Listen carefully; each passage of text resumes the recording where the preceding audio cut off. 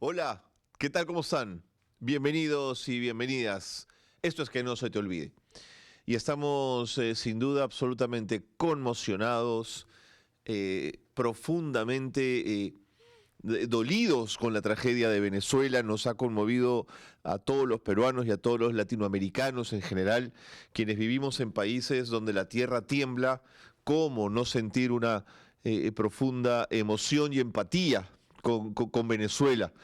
Más aún conviviendo en el Perú con tantísimas familias venezolanas a las que no dejo de preguntarles cuando me encuentro con alguno de ellos y cómo estás, qué han sabido de sus familias, cómo la están pasando. Algunos no son caraqueños, pero tienen amigos, tienen primos, y la situación es horrible. Es horrible que hoy día vamos a intentar comunicarnos con Venezuela, eh, con las zonas además donde está más presente el problema, para intentar servir quizás de puente con la comunidad venezolana en el Perú. E intentar llevarles algo de tranquilidad, explicar un poquito qué fue lo que ha pasado, cuáles son las zonas más convulsionadas en este momento. Eh, pero además, recuerden que siempre es un espejo para nosotros. O sea, claro, vemos una tragedia en Venezuela, pero hacia adentro uno está pensando, no sé si les pasa a ustedes, eh, que es que nos puede pasar a nosotros también. Mañana, pasado, en un año, en dos, en cinco. Y entonces, claro, la tragedia de Venezuela es la tragedia nuestra mañana, por lo que debemos estar siempre preparados, ¿no? Son imágenes que nos sirven para nuestra propia preparación para un escenario como ese. Eh, y hay que estar alerta, pues. Hay que estar alertas porque no podemos decir, ay, ojalá que no ocurra. Es que va a ocurrir. Es que va a ocurrir. Y lo que tenemos que estar es preparados. Ese es un poco el sentido del programa de hoy y por supuesto la solidaridad, la empatía, la emoción con los amigos venezolanos que viven hoy en el Perú y con quienes están allá en tierras lejanas en Venezuela, y con los peruanos que también viven allá, caray, que muchos de ellos deben estar pasándola mal. Ese va a ser el centro y el objetivo del programa de hoy, y también conversar más adelante con Claudia Cisneros desde los Estados Unidos, pero eso será más adelante. Vamos a comenzar con algo de alegría. Hoy no todo el programa va a tener una carga tan severa, tan difícil, tan dura, porque el recuerdo de hoy es un recuerdo alegre. Yo creo que es alegre, ¿eh? Aunque van a ver después en el camino que se tuerce un poquito, pero es alegre. Si yo les digo OTI, ¿ustedes qué me dicen? OTI, Organización de Televisión Iberoamericana. Yo estoy convencido que los que están de 40 para arriba me entienden.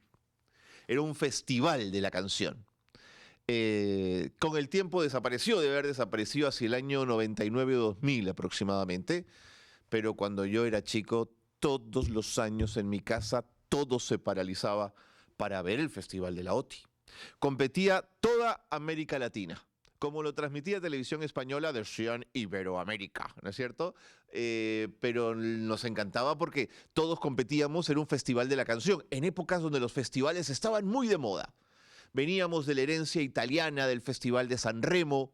En el Perú había festivales, el Festival de Ancón. En regiones de Piura creo que tenía un festival muy conocido. Puedo equivocarme, me corregirán ustedes porque también la memoria me falla. Y este festival tuvo muchas ediciones y participación peruana. ¿Quieren recordarla? Vamos rapidito. El recuerdito de hoy empieza con alegría, recordando la participación peruana en esos festivales. El Festival de la OTI para los más jóvenes. Recuerden ustedes. Adelante. Tú pones like, yo pongo el recuerdito. Tú pones like, yo pongo el recuerdito.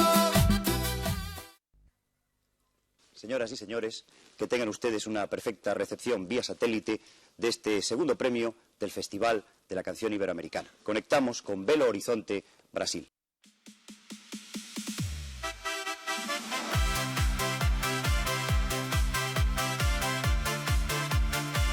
Una de nuestras mejores posiciones es esta, en el año 73, con Gabriela de Jesús, Pues Todos. No les puedo compartir la canción por temas de derechos de autor, pero César Altamirano, el Mono Altamirano, en el 74 no la hace bien, queda en el puesto 18.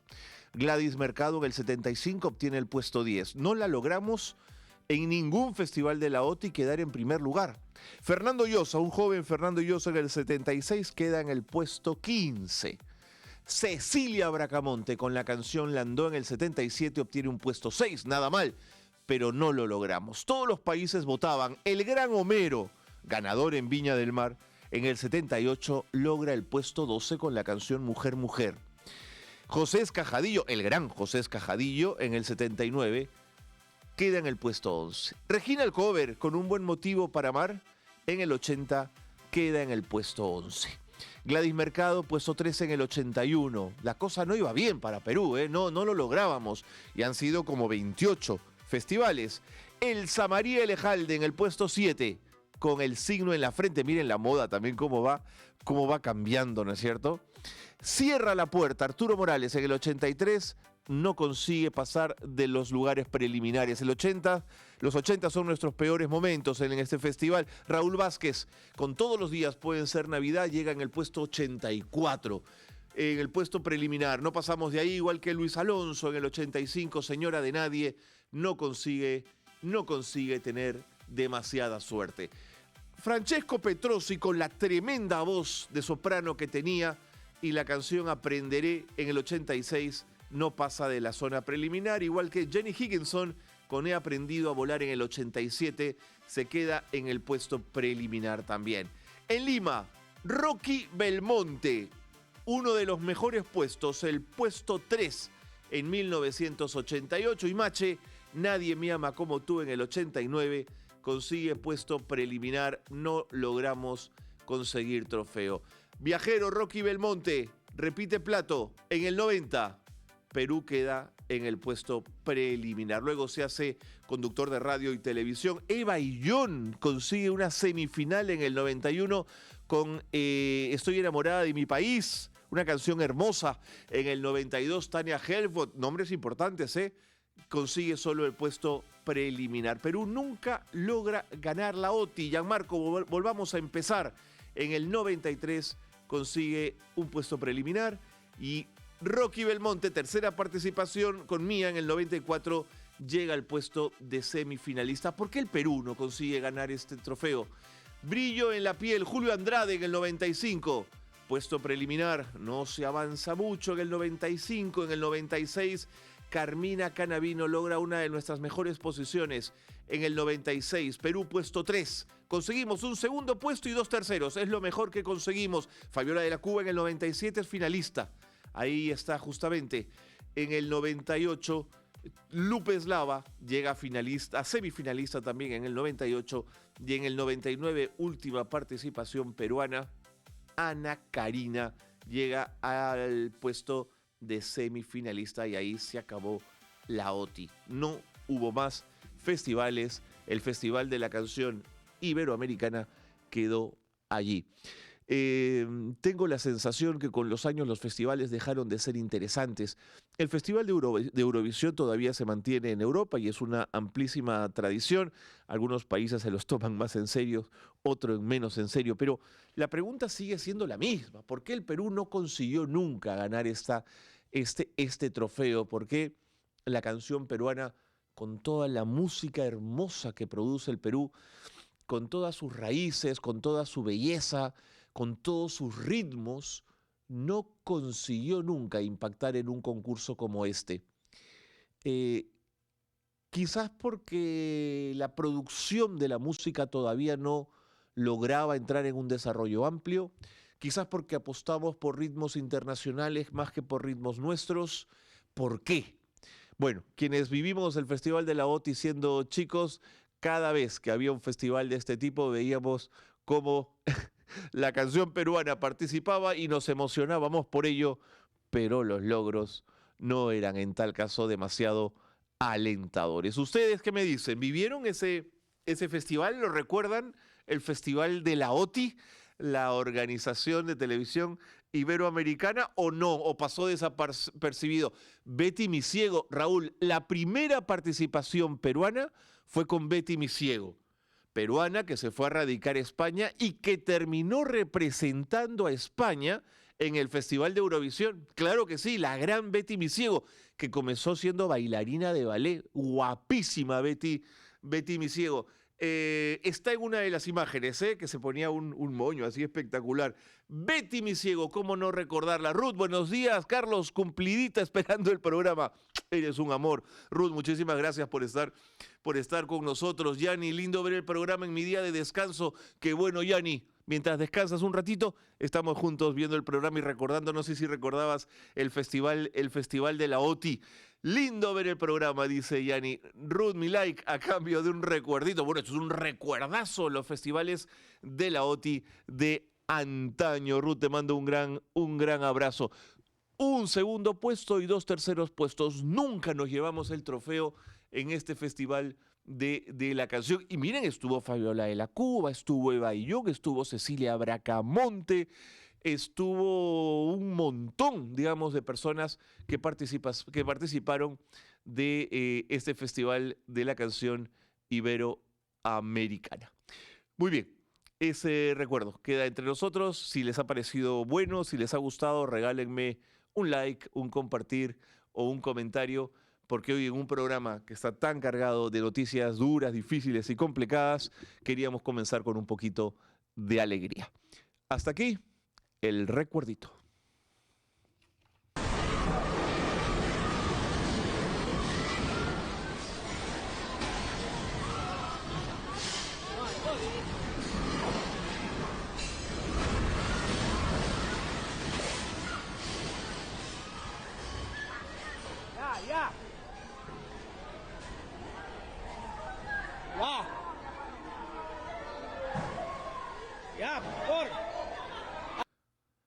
Las primeras imágenes que nos llegaban ayer desde Venezuela nos mostraban las imágenes de Maiquetía, del aeropuerto, y anunciaban que 2 eventos telúricos muy fuertes, uno de 7.1 y otro de 7.5, con una diferencia de 39 segundos, habían sacudido Venezuela, en Caracas y en el estado de La Guaira. A medida que las horas avanzaban, las imágenes que podíamos ir recibiendo, básicamente a través de redes sociales, eran absolutamente preocupantes. Rápidamente acudimos a redes sociales porque también había una suerte de censura informativa que no nos permitía acceder a medios internacionales oficiales que dieran amplia información. Nos comunicamos rápidamente con Carmen Riera, directora de Runrunes, un medio digital en Caracas, al que pueden ustedes seguir en Instagram y en YouTube, muy corajudo, muy valiente, que desde minutos, diría yo, o en tal caso 1 o 2 horas después de ocurrido el incidente, yo me pude conectar a través de YouTube y los vi en una labor importantísima de difusión, intentando transmitir calma, intentando conectar a quienes estaban un poco buscando información. Carmen nos atiende hasta ahora desde Venezuela para darnos un poquito más de información de lo que está pasando ahora en una golpeada Venezuela. Carmen, ¿cómo te va? Bienvenida, gracias por estar con nosotros. Hola, buenas tardes, un placer.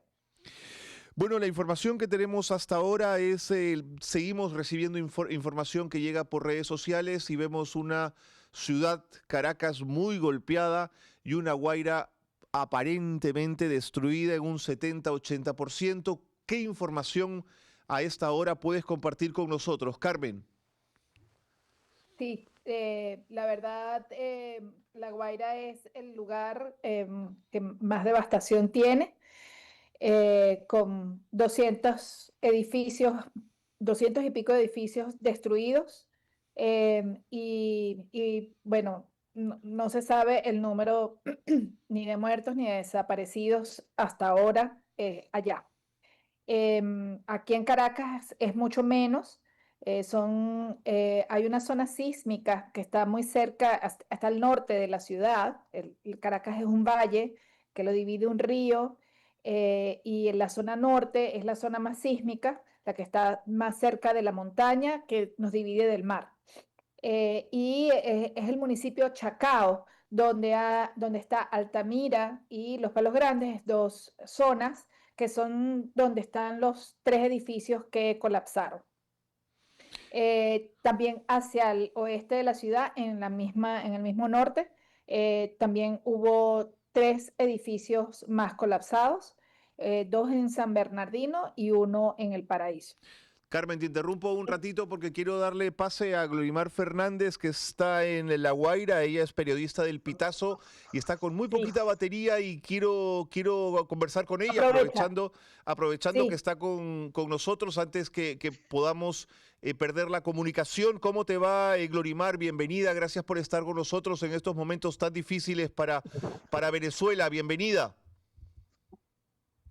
Hola, muchas gracias por de verdad abrir estos canales para que podamos contar un poco de la realidad que estamos viviendo en la zona específica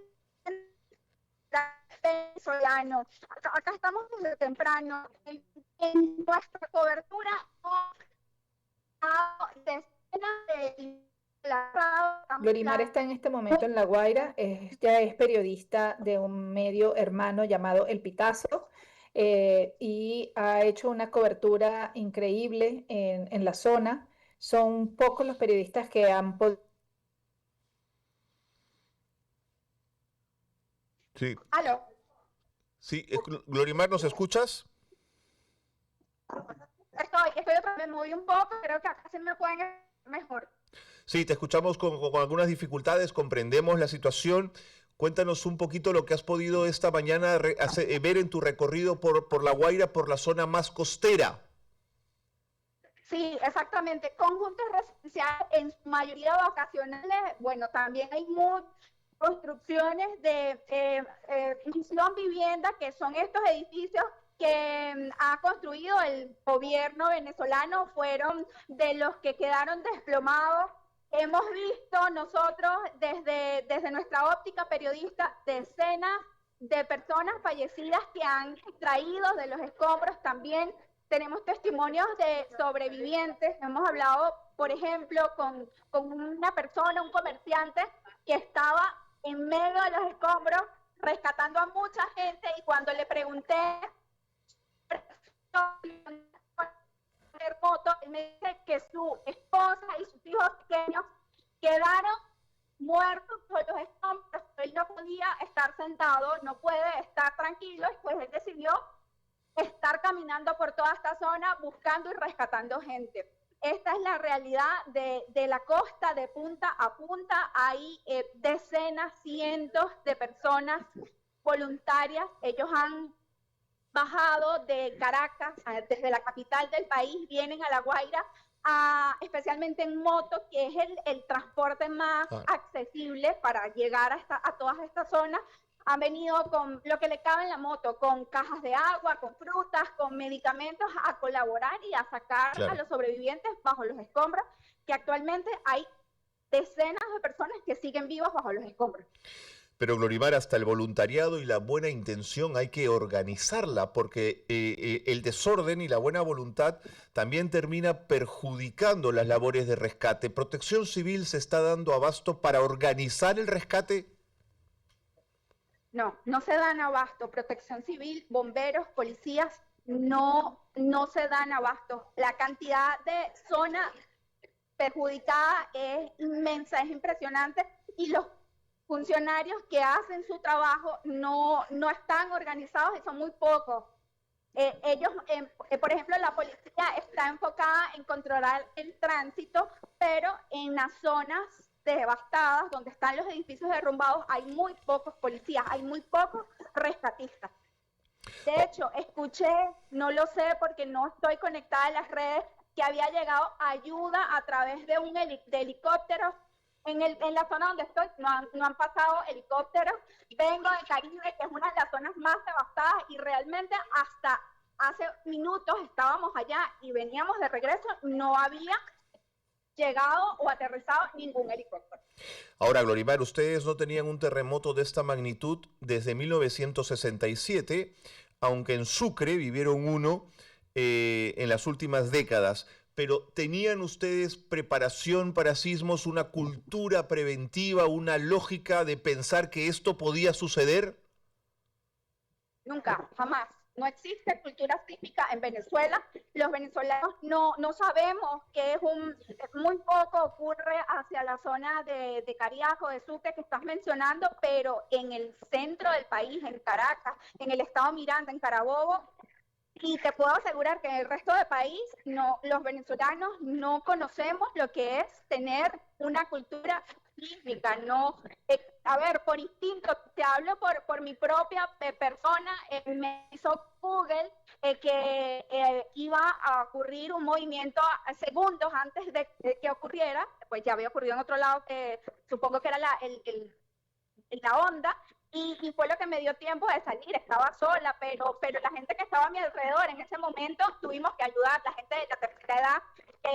Esa es la constante acá en Venezuela, personas de la tercera edad, adultos mayores que viven solos, por ejemplo, en el edificio donde yo vivo, y luego la cobertura que hice fue la constante. Personas de 70, 80, 90 años que viven solos porque su familia migró y pues ellos están solos aquí en su casa. Glorimar, ¿cómo han hecho con el agua? ¿Cómo han hecho con la comida? ¿Dónde han dormido anoche? Mucha gente durmió, especialmente los que viven en edificios, durmieron en los estacionamientos, durmieron en las zonas adyacentes de sus edificios, pero los mismos rescatistas, los mismos bomberos recomendaban que no entraran a sus viviendas. Y bueno, había viviendas que estaban visiblemente afectadas, agrietadas, y pues la gente no entró. Hubo otra gente, otras personas que quizá no había un deterioro visible, y esa gente sí entró a sus edificios. Pero lo que se vive en Venezuela, por ejemplo, lo que se vivió anoche fue gente durmiendo en la calle, gente junta, gente que instalaron un toldo, gente que aprovechó la entrada de algún establecimiento y bajo un techo y ahí pasaron la noche. Glorimar, me voy a poner en un escenario un poco más complicado, no quiero alarmar, pero los próximos días, si no llega ayuda internacional y si Protección Civil no comienza a trabajar inmediatamente, el escenario se puede poner más complicado, incluso comienzan a haber situaciones de pillaje o situaciones de violencia. Me parecería entender que las Fuerzas Armadas tendrían que estar en las calles, Glorimar. Sí, las Fuerzas Armadas, al menos aquí en La Guaira, no las he visto, no están. Quizás estarán haciendo otro tipo de operativos, pero en esta zona, que es la franja no se encuentran, están en función y los rescatar. Sobre los ánimos, sobre la situación, pudimos hablar con bomberos. ¿Qué pasa acá en Venezuela? No puedo entrevistar a un bombero porque ellos no están autorizados, no quieren estos casos a dar una entrevista, pero tras cámaras pude conversar con muchos bomberos y ellos dicen que tienen 72 horas de tiempo desde ayer a las 6 de la tarde contando para realizar rescates exitosos, es decir, para rescatar personas con vida. Son las horas más importantes para ellos, pero hay muchos de ellos que se sienten frustrados. Es lo que comunican cámara, como te digo, no pueden declarar, no pueden contar, ni un jefe, ni un coordinador de ningún departamento puede declarar algo. Entonces, ¿qué dicen ellos? Están frustrados porque piden una pala prestada, piden implementos para sacar los escombros, pero ese es solo lo que pueden hacer. Estoy hablando de funcionarios que realmente están preparados, porque tienen experiencia en otros escenarios, pero en esto no tienen ni los compañeros ni la capacidad operativa para poder accionar. Claro. Porque además, Glorimar, por experiencia de un país sísmico, cuando los edificios caen, dejan espacios donde las personas se mantienen con vida durante esas 72 horas. Uno escucha las voces de las personas atrapadas. Sí, y tienes...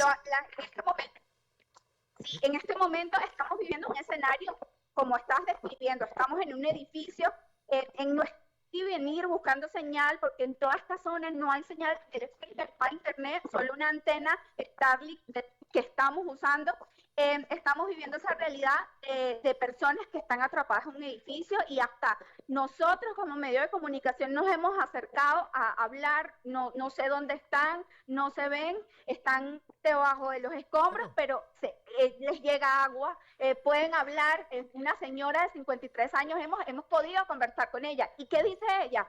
Ella dice, donde yo estoy, cuando ustedes lleguen y me rescaten, aquí pueden caminar hacia una familia que está más abajo, enterrada, están vivos, están niños y ahí es una familia completa. Entonces, justamente ese es el escenario donde yo me encuentro. Impresionante. Ahora, pude acceder a una... Ya para cerrar, Glorimar, agradeciéndote mucho la cobertura extraordinaria que estás haciendo desde allí, desde la zona en la que te estás moviendo, a una página web desaparecidosterremotovenezuela.com. Me pareció una buena referencia. ¿Es de confianza? ¿Repetirías esa referencia? No te puedo dar seguridad porque como he estado en el terreno, he estado haciendo Claro, cobertura en el sitio, no puedo acceder no sé realmente información que está circulando. de Solo la que acuerdo. estoy enviando yo. De acuerdo. Glorimar, y finalmente, ¿pudiste conversar o encontrar alguna familia peruana por si algunos peruanos que están viendo en este momento esta conexión tienen Sí, familia en La Guaira? sí, sí pude conversar a ver, venezolanos tienen familia en Perú, están emparentados, están casados bueno, ya son familia y sí hicieron llamados y de hecho tengo los videos y me encantaría cuando tenga batería, señal, poder pasar para que ustedes puedan, porque hay gente que quería decirle a su familia en Perú, en otros países que estaban bien. Buenísimo. Cuando puedas nos pasan los videos, pero con calma, Glorimar. En el transcurso de las horas y Gracias. nosotros los distribuimos. Muchas gracias. Cualquier ayuda, cuenten con nosotros, por favor. Estamos a la orden, ¿eh? Un gran abrazo. Vuelvo con Carmen Riera, directora de Runrunes. Carmen, muchas gracias por habernos facilitado además el contacto con Glorimar, que se nota que ha estado ahí al pie del cañón trabajando donde las papas queman. Carmen, lo que para mí es impresionante es que la restricción informativa en redes sociales por el gobierno continúe, que las redes sociales no hayan levantado señal para que todos los venezolanos puedan estar en contacto con sus familias en una situación como esta. ¿Cómo ha evolucionado esa censura? Sí, ha ido poco a poco abriéndose. Ya la mayoría de las operadoras podemos comunicar, o sea, podemos entrar a X. Anoche, por ejemplo, yo podía ya entrar, pero no veía lo multimedia. Ya ahora sí, hoy puedo hacerlo, pero depende de la operadora con la que trabajes. Lo que seguimos bloqueados somos los portales.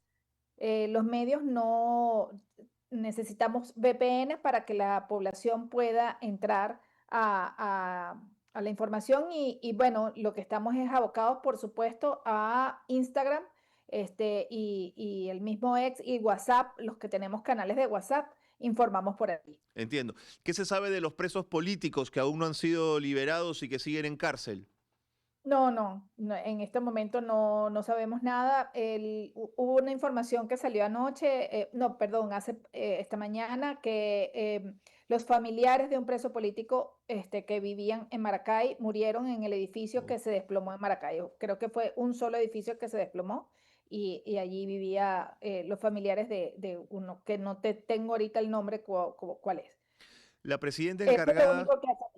La presidenta encargada, Delcy Rodríguez, mencionó la solidaridad de algunos países que Sí. además tenían experiencia en temas de rescate. No sé si esto se ha traducido ya en ayuda internacional, Carmen. Bueno, se supone que está viniendo de Estados Unidos, de República Dominicana, de El Salvador también, el presidente Bukele también ofreció, y ella dijo que aceptaba todo eso, con lo cual es importantísimo porque cuando el deslave del 99, que afectó mayoritariamente a La Guaira precisamente, Chávez no aceptó ninguna ayuda internacional y Mm. fue terrible. Nunca supimos cuántos muertos realmente hubo, nunca hubo un estudio serio y que se tradujera en obras, y por eso es que hoy La Guaira sigue siendo el lugar de mayor tragedia, porque es un lugar donde hay sitios en donde no puedes construir. Y lo que hicieron fue que los edificios que quedaron en pie en ese momento, bueno, los reconstruyeron, los pintaron, les hicieron una fachada y esos son los que se están cayendo. Entiendo. Los otros que se cayeron fueron los que construyeron, a propósito de los damnificados, con Misión Vivienda, que era el plan que tenía Chávez para las familias este, con menos recursos, se les asignaba un apartamento y son edificios que son unos bloques que además la zona del litoral es una zona caliente Mm, porque está en el mar mm. y cuando tú ves eran unas ventanitas chiquititas porque además creo que esos eran bielorrusos o algo así, ¿no? Pero están totalmente destruidos, fue lo que decía yo, Glorimar. En su mayoría, los de Misión Vivienda fueron destruidos completamente. También hay otros, pero sobre todo los de Misión Vivienda quedaron totalmente destruidos. Carmen, Y en países como el nuestro, como los nuestros en la costa del Pacífico, pienso Chile, Perú, Ecuador, los parámetros de construcción son muy exigentes para edificios de 10 y 20 pisos, justamente por ser zona sísmica. En el caso de Venezuela, ¿dirías que también o no se tiene demasiado en cuenta el carácter sísmico del suelo venezolano? bueno, fíjate que sí hay toda una normativa. Yo vivo en un edificio que tiene 7 pisos. Este edificio se construyó en el 61 y sobrevivió al terremoto del 67, que había sido el último terremoto en Caracas. Y aquí no pasó absolutamente nada. No sé, creo que me fui. Ajá, mi conexión está débil. Y en mi apartamento no pasó nada. Obviamente sentimos, eh, fue terrible la onda y además eterna. Era como que no se acababa nunca de temblar porque fueron 2 seguidos. Y este edificio cumple con las normas, es antisísmico, no pasó absolutamente nada. Pero, y muchos en las zonas donde sí son más sísmicas, que es la zona norte, Mm. hay muchos que no sufrieron nada. Los que más sufrieron son edificios que tienen mucha más edad, que no necesariamente se construyeron después con las normativas después del año 67. Ahora, los de La Guaira, como te digo, Claro, muchos fueron de Misión Vivienda claro. y ya en la época de 20 años, que bueno, todo lo que se construyó en 20 años para acá, pues seguramente no tiene ninguna fiscalización. Carmen, te agradecemos muchísimo esta comunicación. Estamos siguiendo a Runrunes todo el tiempo a través de Instagram y de todos los canales que tienen ustedes activados. Gracias por esta deferencia y por esta gentileza de conversar con nosotros y estamos permanentemente a la orden para lo que ustedes necesiten y pensando mucho en Venezuela y en estos momentos tan complicados. Un gran abrazo. Gracias por estar pendiente. Un abrazo a ustedes. Carmen Riera, del portal digital Runrun, es un medio independiente que desde ayer en la tarde está tremendamente conectado con todo lo que está ocurriendo y difundiendo la libertad que puede, la forma en que puede, intentando vencer la censura informativa que aún sobre Venezuela es tremendamente estricta. Si hay una imagen con la que queremos quedarnos de esta tragedia, es con una imagen de 2 abuelitos que vivieron en su casa el terremoto de ayer, los terremotos de ayer en Venezuela. La compartimos con ustedes.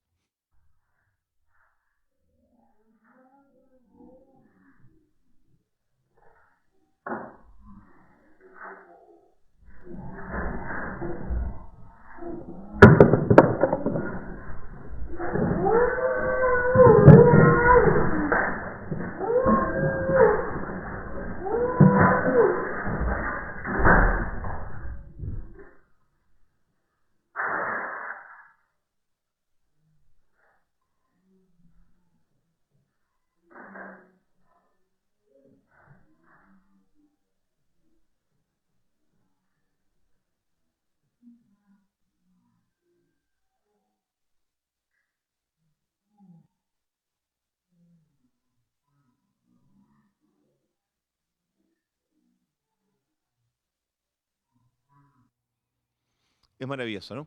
Una pareja de ancianos solos, ella en una silla de ruedas y él no la deja junto a ella, la protege con su cuerpo ante la posible caída de parte del techo, ¿no es cierto? De argamasa, de ladrillo, de yeso. Y ella le dice, no te vayas, ¿no? Y le agarra el brazo y él se queda ahí y le besa la frente y le dice, no me voy, me quedo contigo, ¿no es cierto? Es la expresión del amor absoluto, dirán ustedes, ¿verdad? Del cuidado del compañero y la compañera que se cuidan. Es una imagen hermosísima. El gato sale corriendo, pero ese hombre se queda con su compañera y la cuida en medio de un terremoto que es demoledor. Los dos juntos, allí, hasta el final. Es la imagen viral de una tragedia como la que está viviendo Venezuela y es la imagen del amor y de la esperanza. Lo que viene a continuación es el dato que faltaba.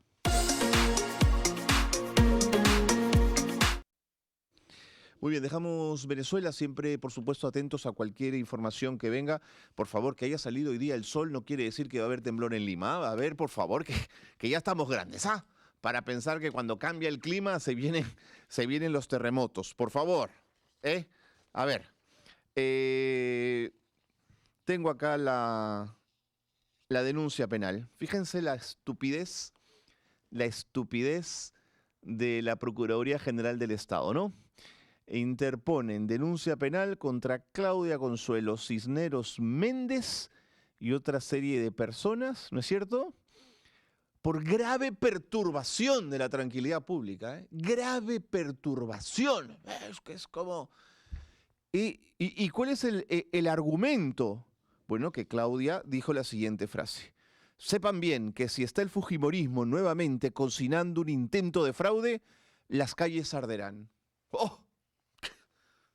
Claudia, ¿cómo estás? Buenas tardes. Qué perturbadora eres, por Dios. Gracias, Carlos.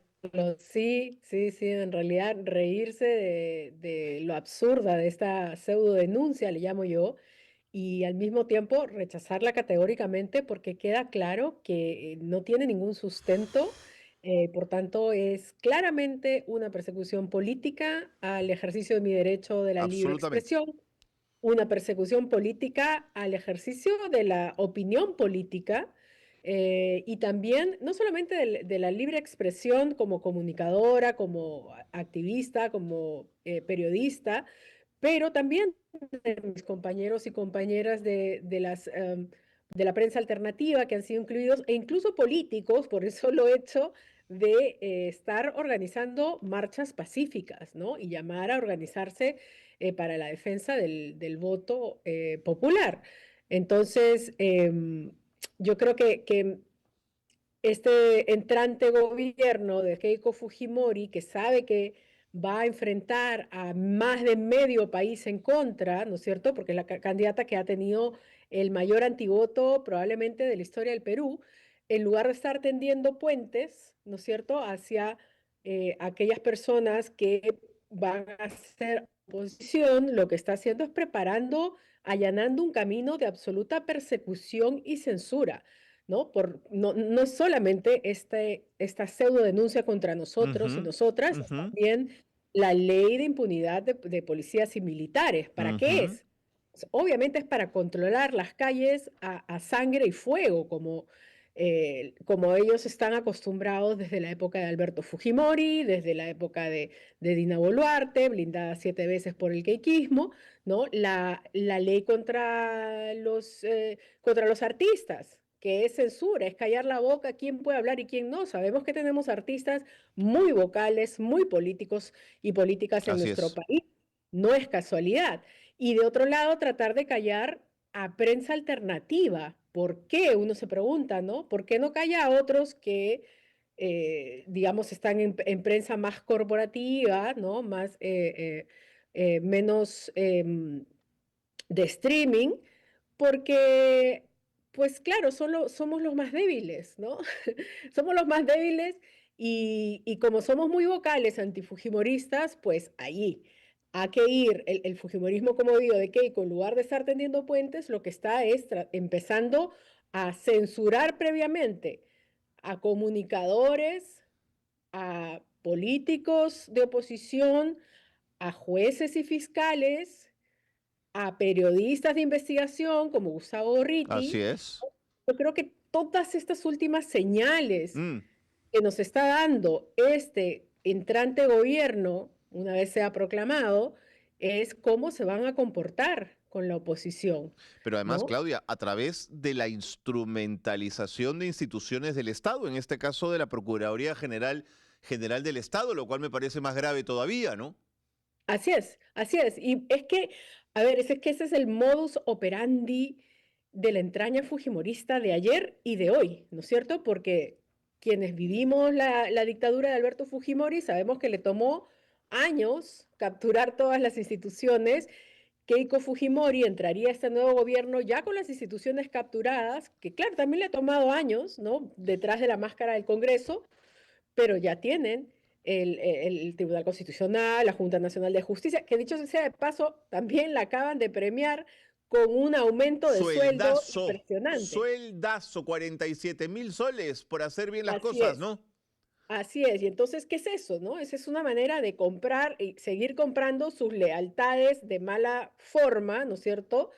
Y asegurarse de que puedan continuar con la agenda de persecución y de venganza que vienen llevando a cabo Mm. contra jueces, fiscales de Lavajato, Domingo Pérez, Rafael Vela, el juez Carguancho, la ex fiscal Gladys Espinosa.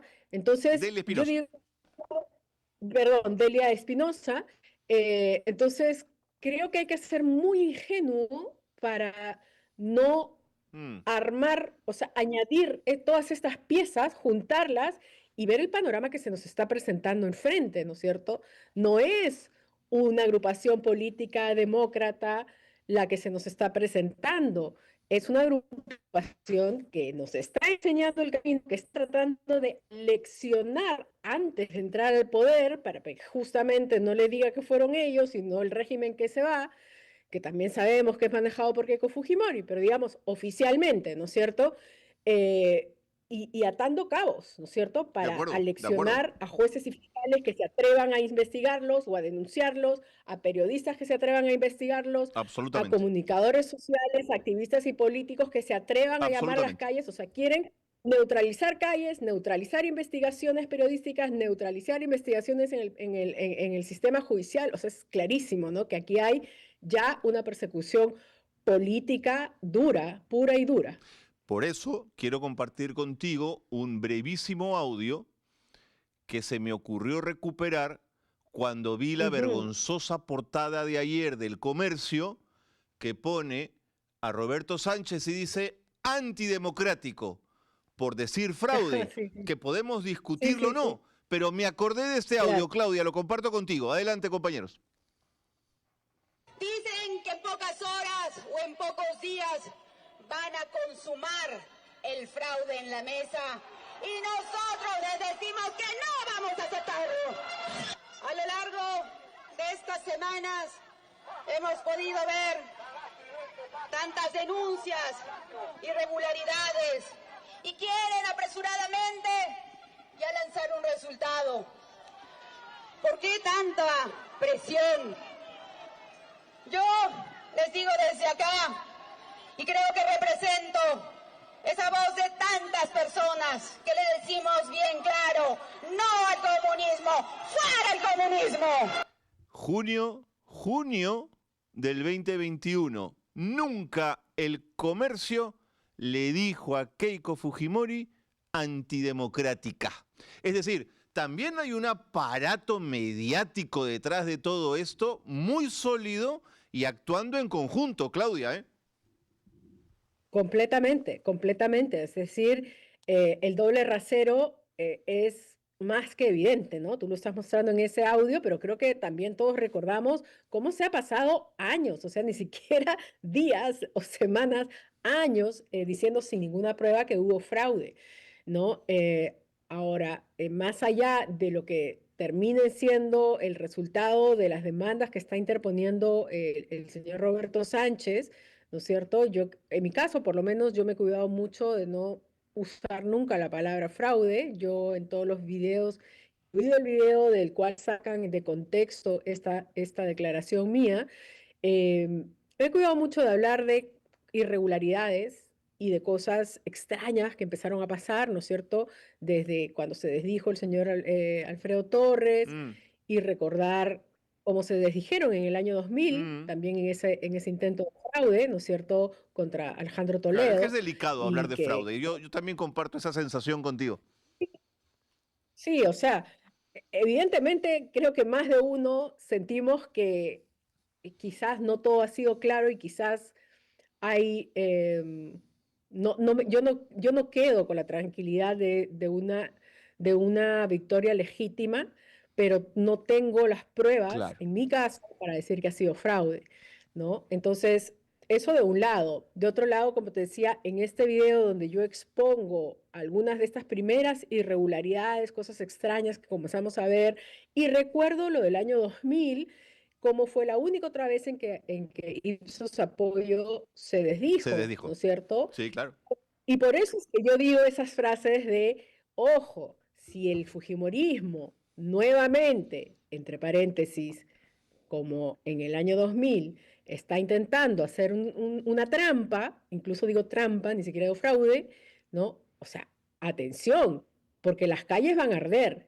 No es un comando para que vaya a quedar de las calles, es un análisis que me parece que se cae de Maduro con una población que en su mayoría dentro del territorio nacional le ha dado el voto a Sánchez. Entonces, me parece más que evidente, y eso es lo que yo trataba de comunicar, de que, ojo, calculen, si ustedes están tratando de hacer alguna trampa, ¿no? Que tienen todas estas personas que van a salir a luchar por sus votos. Pacíficamente, por Mm, supuesto, pero ya cogieron esa frase y la claro. convirtieron pues en una bomba molotov, como si yo tuviera atrás Sí, mío sí, pues un claro, claro. ejército No, de gente que yo clarísimo. puedo mover, ¿no? Y empezó una campaña luego de una portada que me dedicó Perú 21, precisamente sacando esa frase de contexto, me ponen en portada con el señor Antauro Humala, y pues ya, ahí empezó una campaña furibunda que ha terminado con esta pseudo denuncia, ¿no es cierto?, que no tiene ni pies ni cabeza y que yo me imagino y espero que ningún fiscal la vaya a coger porque es tan Es absurda, y cuando uno absurdo, revisa, claro, ¿no?, claro. pocas cosas que ellos han reunido, que la policía ha intentado reunir para tratar de que se abra una investigación, son tan poca cosa, son tan sin sustento, lo dicen no solamente nosotros como en el ejercicio de nuestros derechos constitucionales, lo dice incluso gente de derechas. Yo he escuchado a varios ex colegas, Carlos Spa, esta gente de centro también, de abogados, abogadas, Ana Jara justo acaba de escribir algo en Perú 21 el día de hoy, Sí. que dicen, esto no tiene pie ni cabeza, no tiene sustento, más aún, digo yo, después de que hemos escuchado a un señor López Aliaga llamar directamente a la insurgencia, ¿no es cierto? Y agentes de derechas que salieron a marchar y a decir que debe hacerse un golpe de Estado, que el comando conjunto debería hacer un golpe cívico democrático y tomar el gobierno. No, Entonces, claro, claro. El rasero no es el mismo, está clarísimo, Claudia. ¿no? O sea, se cae, esta pseudodenuncia se cae porque si se tratara realmente de perseguir a verdaderos asusadores, pues, Sí. ¿cómo es que no se les requirió a estas personas, ¿no? Y te digo una Y, cosa más, Claudia, las veces que Rafael López Aliaga ha usado la expresión incendiar la pradera, ya que hablamos de arder, de incendios, exacto. frase que viene de Mao Zedong y que Sendero utilizó tantas veces en sus documentos, también pues tendría que estar en esta denuncia penal. Es decir, no cabe lógica, Claudia, es absurdo. Sí, sí, es absurdo, pero así se manejan, ¿no? Así se manejan tratando de amedrentar, Así es. ¿no? El objetivo es Es ese que te callarnos asustes. y que nosotros nos asustemos y que se asusten los otros o las otras, que podrían también Claro. pasarles lo mismo si no van a obedecer, si no se van a domesticar, si no van a ser Mm, obedientes. mm. Pero yo creo que ahí se equivocan tajantemente, ¿no es cierto?, en el cálculo, porque han elegido gentes como nosotros que hacemos esto por convicción, ¿no? Ni siquiera porque Sí, pues. hay algo por medio, es Sí, pura pues. convicción de una defensa de derechos, de una Claro. defensa de valores para nuestra patria, de la democracia. Porque, Entonces, Claudio, al Fujitrol, después de las elecciones, se le acaba el dinero y deja de fastidiar, pero quien claro, actúa por se va a otro convicción trabajo, sigue. ¿no? Exacto, ¿no? Entonces, eso, y por otro lado, la tranquilidad de saber de que estamos actuando bajo el derecho, bajo las leyes, Así y que no es, tenemos nada que temer, por así más de es. que ellos van a tratar de avasallarnos, van a tratar de callarnos, van a tratar de pasarnos la aplanadora encima. Nosotros nos vamos a mantener dentro de la ley, dentro de nuestros derechos, resistiendo y combatiendo, porque más espacios que los que ya han capturado ellos ilegalmente, inconstitucionalmente, no les podemos dar, Carlos, sino ya que queda del país. Sí, pues. Mira, en el fondo mi sensación es que estoy comenzando a ver, no sé si te ha pasado a ti, pero se me están apareciendo unos fujimoristas que en los que yo no creí que lo fueran, o que siempre tuvieron un discurso crítico, pero que ahora están diciendo ya, que se apuren en gobernar, que hay que darle el espacio de una vez, como que lo estuvieran deseando. Y digo, pero tú no, y tú no cuestionabas, y tú no estabas... No, ahora resulta que el fujimorismo ha agarrado un vuelo que nunca había visto en los últimos años, Claudia, y me estoy preocupando, porque ahora resulta que todos tienen kimono. No sé qué ha pasado en tan poco tiempo, Claudia. Mira, yo creo que hay gente que auténticamente quiere darle el beneficio de la duda Ok, y que piensa que, oye, pues quizás esta vez ya Keiko, cambió. que ya tiene el poder, va a tratar de reivindicar su no. Y yo digo, bueno, ok, qué bueno tu optimismo, pero yo creo que hay que ser mucho más realista, ¿no? No hay que ser tan ingenuo y leer, ni siquiera irnos al año 2000, ni siquiera irnos al 2017, ahorita. ¿Qué está pasando ahorita con esta pseudodenuncia para callar gente? Sí, Con la persecución sí, contra Gustavo Gorriti y los jueces y sí, claro. fiscales, con la ley pro impunidad de las fuerzas policiales y militares. Entonces, no hay que irse muy Así lejos es, para leer las señales. así es. Ahora, como tú dices, hay otra gente que evidentemente lo que hace es alinearse Sí. por conveniencia. Y los sobones son más No, perversos, ¿ah? Porque quieren sí, hacer sí, méritos y ponerse medallas, ¿eh? Ojo con eso. así es, quiere que les toque lo suyo también, Así ¿no? es. Y claro, es cierto que este va a ser un gobierno, un régimen bastante totalitario, ¿no? Porque como decimos, si ya con todo lo que tenían capturado y en los últimos minutos de esta legislatura siguen cometiendo estos atropellos contra los derechos, en contra de lo que ha dicho las Naciones Unidas, contra las libertades que protegen la Constitución, nuestras como seres políticos, como periodistas, como comunicadores, etcétera, y contra todas las demás gentes que ya he nombrado. Entonces digo, eh, pongámonos serios, o sea, Sí, lo que se viene sí, sí. va a ser Vamos a ver. difícil, no está, digamos, no hay que dejarles más espacio que el que ya lo tienen casi todo capturado, y con ya terminar con el poder ejecutivo, uno no puede ser tan ingenuo de pensar de que porque van a tener más poder van a ser más Así es, dadivosos, al contrario, así a es, más poder, más abuso, ¿no? así es. Entonces yo creo que toca estar, en tu caso, en mi caso, en el caso de todos los periodistas independientes, que felizmente, Carlos, fíjate, tenemos, yo creo, tres ventajas hoy Vuela, en vuela, día Claudia, que me tengo que ir. vale, con respecto a lo del 2000, ¿no? Tenemos prensa alternativa y prensa Sí, independiente mucho más diseminada que lo que había en sí, el 2000 y que lo pueden controlar con maletines de dinero. Tenemos un Congreso cuya correlación de fuerzas va a ser distinta al sí. Congreso nefasto saliente, y Keiko Fujimori va a personificar el gobierno. Toda responsabilidad esta vez va a ser con nombre y Es apellido. verdad, es Y verdad. hay una resistencia fuerte en la población y en la sociedad civil. De Y en acuerdo. eso nos vamos a sostener y en eso vamos a seguir luchando por el país que todos queremos y contra este tipo de abusos y este tipo de intento de conculcación de derechos, Carlos. Clarito, Claudia. Siempre tan lúcida. Muchas gracias, te mando un gran abrazo. Gracias a ti. Déjame nada más decir toda mi solidaridad con el pueblo venezolano. Tengo muchos amigos y amigas venezolanas. Sí, claro. Deseamos que en esta tragedia puedan encontrar mucha fortaleza y mucha ayuda. Claro que Muchas sí. gracias, Carlos. Beso grande. Claudia Cisneros ha estado con nosotros diciendo sus verdades. Y aquí siempre tendrá espacio para ello, dicho sea de paso. Nos vemos mañana. Buen día. Elección tras elección, el sur del Perú vuelve a votar distinto. Más allá de la ideología o los candidatos, surge una pregunta. ¿Y si ese voto refleja una persistente sensación de abandono? Una posible explicación está en cómo las personas perciben el progreso en su vida cotidiana. Los datos del IPS muestran que varias regiones del sur aún enfrentan importantes desafíos en bienestar, seguridad y acceso a oportunidades. Buena parte del sur sigue lejos de experimentar un progreso social acorde con su aporte económico y estratégico al país. El caso de Cusco resulta ilustrativo. Aunque cuenta avances en inclusión, educación y oportunidades, registra uno de los peores desempeños nacionales en materia de seguridad personal. Cuando las necesidades básicas se deterioran, el progreso pasa de ser una realidad a una promesa pendiente. Quizás la clave esté ahí. Cuando una región siente que aporta al crecimiento del país, pero no recibe el mismo nivel de bienestar, el voto se convierte en una forma de expresar demandas pendientes. Mientras esa brecha persista, el mapa electoral seguirá reflejando la distancia entre el Perú que crece y el que aún espera.